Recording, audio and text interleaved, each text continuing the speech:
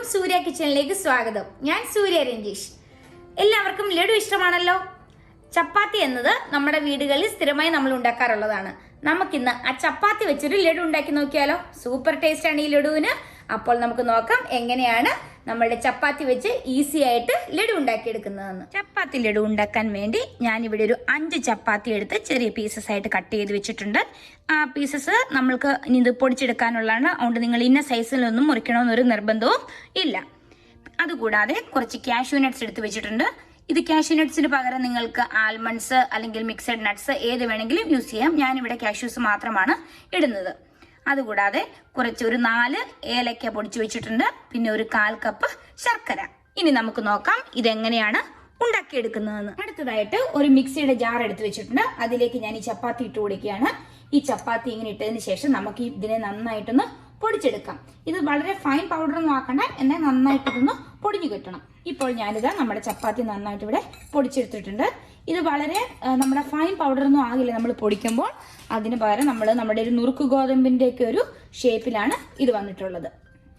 അടുത്തതായി ഞാനൊരു പാനിലേക്ക് ഒരു 2 ടേബിൾ സ്പൂൺ നെയ്യ് ഒഴിച്ചിട്ടുണ്ട്.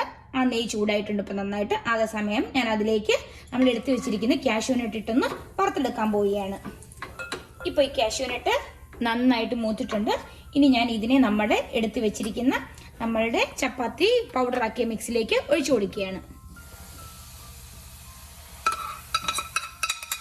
അതിനുശേഷം ഞാൻ അതിനെ ഒന്ന് ഇളക്കി കൊടുക്കുകയാണ്. നല്ല ചൂടല്ലേ. അടുത്തതായി ആ സെയിം പാനിലേക്ക് ഞാൻ എടുത്തു വെച്ചിരിക്കുന്ന 1/4 കപ്പ് ശർക്കര ഇട്ട് കൊടുക്കുകയാണ്.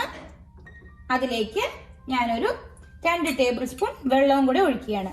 ഇനി ഈ ശർക്കര നന്നായിട്ടൊന്ന് മെൽറ്റായിട്ട് വരണം.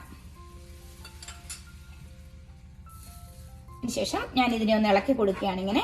ഇനി ഈ ശർക്കര മെൽറ്റായിട്ട് വരണം. ഈ സമയം തന്നെ ഞാൻ ഇതിലേക്ക് നമ്മൾ എടുത്തു വെച്ചിരിക്കുന്ന ഏലക്ക പൊടിച്ചതും കൂടെ ഇട്ട് കൊടുക്കുകയാണ്. ഇനി നന്നായിട്ട് ഇതൊന്ന് മെൽറ്റായി വരട്ടെ. ഇപ്പൊ നമ്മുടെ ശർക്കര നന്നായിട്ട് തിളച്ച് മിക്സ് ആയിട്ടുണ്ട്. ഇത് നൂൽപ്പുരം ഒന്നും ആവേണ്ട ആവശ്യമില്ല.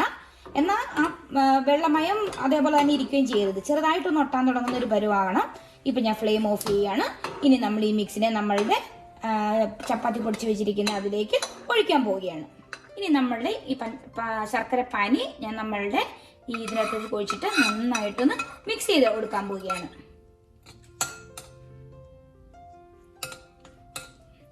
ഇതിനെ നന്നായിട്ട് നമ്മളൊന്ന് മിക്സ് ചെയ്യുക.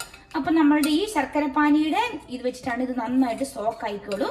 അതിനുശേഷം നമുക്കിത് നമ്മളുടെ ലഡു പോലെ ഉരുട്ടിയെടുക്കാം. വളരെ നല്ല സ്മെല്ലൊക്കെയാണ് വരുന്നത് കേട്ടോ. നെയ്യുടെയും അതുപോലെ നട്ട്സ് വറുത്തതിന്റെയും അതുപോലെ ഏലക്ക പൊടിച്ചിട്ടുണ്ടല്ലോ അതിൻ്റെ എല്ലാം നല്ല സ്മെല്ല് വരുന്നുണ്ട്. നന്നായിട്ടൊന്ന് ഇളക്കി മിക്സ് ചെയ്യുക.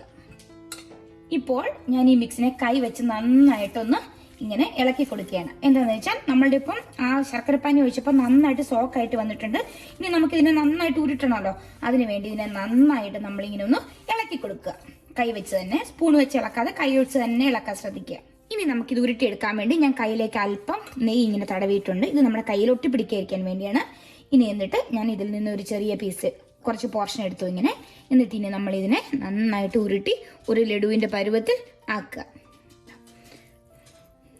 ഇത് കണ്ടോ, നല്ല സൂപ്പർ ലഡുവാണ്. ഇതുപോലെ നമുക്ക് എല്ലാ ലഡുവും ഉരുട്ടിയെടുക്കാം. ഇതാ നമ്മുടെ ലഡുവിടെ റെഡി ആയിട്ടുണ്ട്. കണ്ടോ, നല്ല ഭംഗിയാണ് കാണാൻ. നമുക്ക് ഒരെണ്ണം മുറിച്ചു നോക്കാം.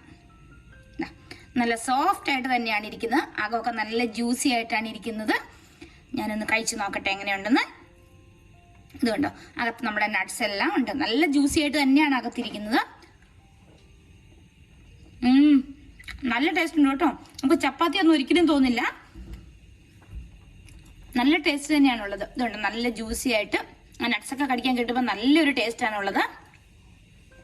അപ്പൊ നിങ്ങളും ഇതുപോലെ ഒന്ന് ഉണ്ടാക്കി നോക്കണം കേട്ടോ. നല്ല സൂപ്പർ ടേസ്റ്റ് ആണ്.